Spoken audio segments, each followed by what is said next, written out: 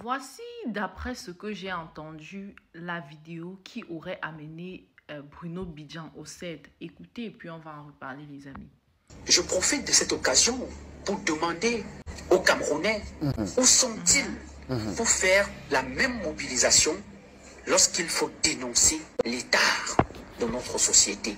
Peuple camerounais, où es-tu lorsque tu dois te défendre pour tes droits?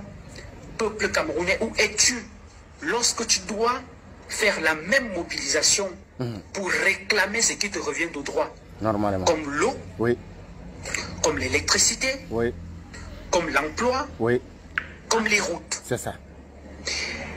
Les gens peuvent passer une semaine dans le noir, que cela n'ébranle personne dans notre pays. Je vous dis qu'il y a des gens qui passent une semaine dans le noir et pour autant, ils ne font pas autant de bruit.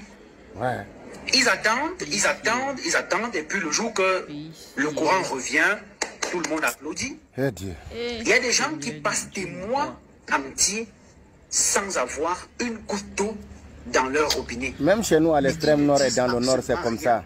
C'est comme ça. Ils ne font absolument rien. Ils ne se mobilisent pas. Franchement, il a dit quoi de mal? Non, mais franchement, Bruno Bidjan a dit quoi de mal dans cette vidéo, à part dénoncer les problèmes dont souffrent les Camerounais. C'est-à-dire qu'on est dans un pays où on parle de liberté d'expression.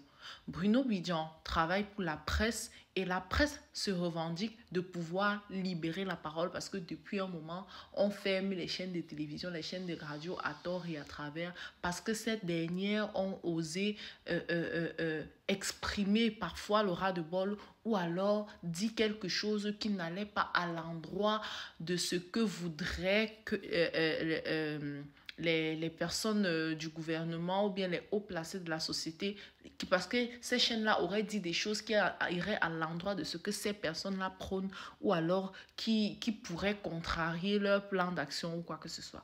Donc, voilà un Bruno Bidjan, un journaliste, un directeur d'une chaîne de télévision qui dit, bon, écoutez, depuis un moment, le peuple souffre. Voilà l'affaire Bobda, les gens se sont levés et ont revendiqué pour le faire enfermer. Donc voilà, aujourd'hui, nous, pourquoi est-ce que vous ne vous levez pas pour revendiquer de la même manière, pour qu'on baisse le prix du carburant, pour que on baisse par exemple les impôts, pour qu'on ait une meilleure situation, pour faire tomber l'État peut-être dans le cas où, si c'est nécessaire, les certains dirigeants qui ne servent à rien, comme on a beaucoup de ministres et tout là, qui sont là, ils se baladent là, ils font rien en longueur de journée, pourtant, ils vident les caisses de l'État à tort et à travers.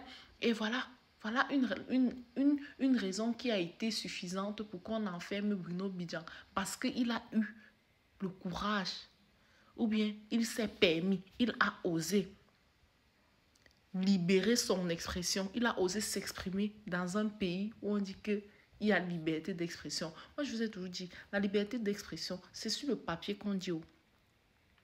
Une fois que tu ouvres la bouche là où moi-même je suis là, si j'étais là-bas, il n'allait même pas parler. Et où je suis là, où il va même encore venir là-bas quand on passe, ma bouche, il parle trop.